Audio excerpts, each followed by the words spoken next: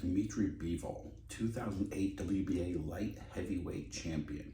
I wanted to talk about what makes the style so difficult when facing these Russian or Ukrainian or Eastern European fighters like the, not Lomachenko, who am I thinking about? I'm thinking about the Klitschkos. They really had this kind of like Dimitry Bivol style, like really long arms, almost illegally armed because it's in the referee rule book of boxing. It's actually have an illustration for it. It's one of the key fouls. This is the, you give a warning like this, and then they have a physical sign that you do forever. Like this means head butting, and this means stiff arming. So the way you get, Coach Phil taught me this, thank you, champ. The way you get beyond this is just by, you can literally throw a jab that slowly and just tell the referee, hey, this is the motion of my, and that's pretty much what Bivol does.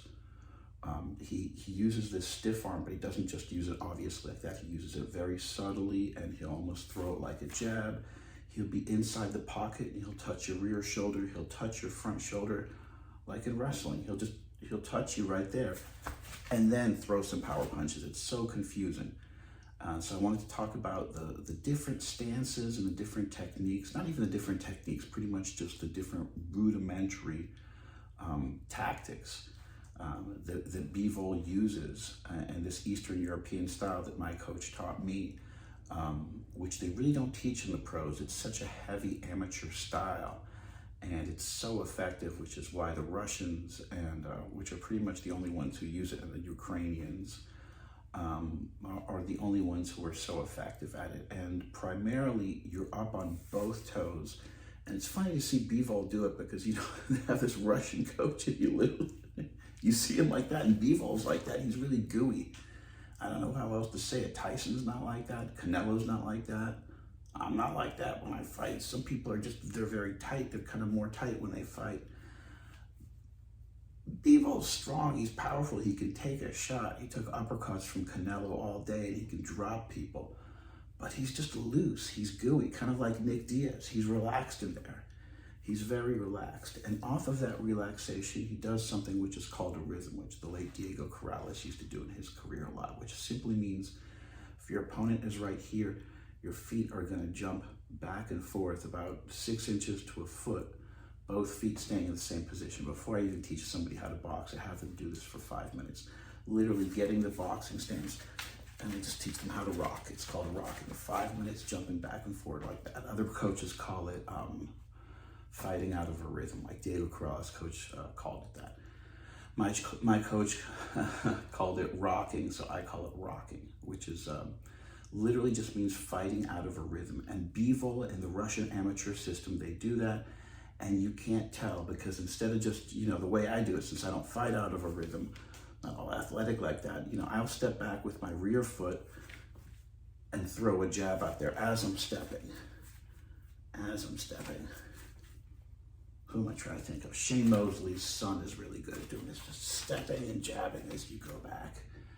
Bivol will do this as he jumps backwards, so it's very confusing. It's almost like his fist stays in the same place and he's jumping backward. And before you know it, he's hopping in with a couple of steps, 1, 1, 2, and then hopping out, and then power punches with this long, gooey Russian stance. I wanted to talk about his stances a little bit because there's 3 fundamental positions which he uses, which is part of this Russian gooey amateur style, which he's so successful at. The Klitschkos also did pretty much exactly the way he's doing. And one of it is just that, which he does even much better than them, because Klitschkos just did it almost with an obvious stiff arm. Like, he's really relaxed. He'll do it, and he'll get in there, and he'll touch you on this shoulder, he'll touch you on the head, he'll touch you on the front shoulder, and before you know it, power punches are coming, and then he's jumping back out with the rhythm.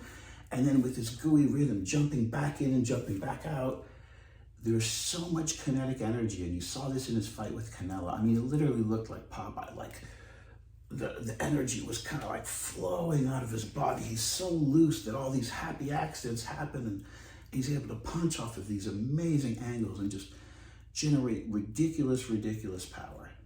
So the rhythm, that's one key element. And of course, I mean, he's doing cardio, doesn't drink, smoke, or do drugs. He spars every day. His chin is trained. He's a professional fighter with a brilliant amateur record and a stellar professional camp behind him. I mean, despite the fact that his style is tricky and difficult, he does everything perfectly on a world-class level. And he's also fighting way below his natural weight. So he's taking advantage of pretty much everything he can to be a champion. So we've discussed the rhythm, which is a big part of that Russian style. And of course, this long thing. The other thing he does, and the long guard is interesting because he'll use it inside the pocket. And when he's inside the pocket and backing up to kind of mid-range, he'll just do the Canelo, the double telephone pulls. He actually doesn't bring them together enough, which is why Canelo was catching him with this beautiful rear uppercut. I can't even do it as strong as Canelo does because he's so jacked. But I mean, did you see those uppercuts that Canelo was catching him with right through that telephone pole guard? That's the one shot that he's open for, and Canelo caught him with that. BJ Saunders was doing much better point-wise, but style-wise, Canelo is just used to catching somebody who counters like me, who fights like James Toney. And a counter literally means you're slipping. I mean, when we teach classical Western boxing, you literally bend over to your waist when you counter with a jab. So that's what Saunders was doing. He was just countering properly against a Mexican counterpuncher like Canelo Alvarez, who's just too powerful for that style. You know, there's just certain styles that doesn't work against. Getting back to Dimitry Bivol, forget about the rhythm, because sometimes he'll walk around, you know, like he won't always fight out of the rhythm. But he will always fight out of one of three very unique stances. One, as we said, is the long kind of like that Russian thing, and his version of it is literally he's touching you. It's like, what is, boom, boom. You don't even know. And then he's jumping out with this super great angles and footwork. And even when he's staying in the pocket, even when he's right in front of you, he has several different angles, like he has a left safety lead. He'll literally just move over a little bit to the left imperceptibly and then take a little diagonal angle. And you really need to watch this guy with the volume off at some point just to see all the safety leads and angles he uses at mid-range. So he has the long guard, he has the double telephone pole, and then when he's range fighting or at mid, or he doesn't really fight at long range, doesn't really box, he fights at box or punch or mid-long range. But when he's at that mid-long range, he will do an up jab. And his version of it is he will just drop both hands and then bring it back up real quick. And he never got caught. It's crazy. You'll see him drop one hand.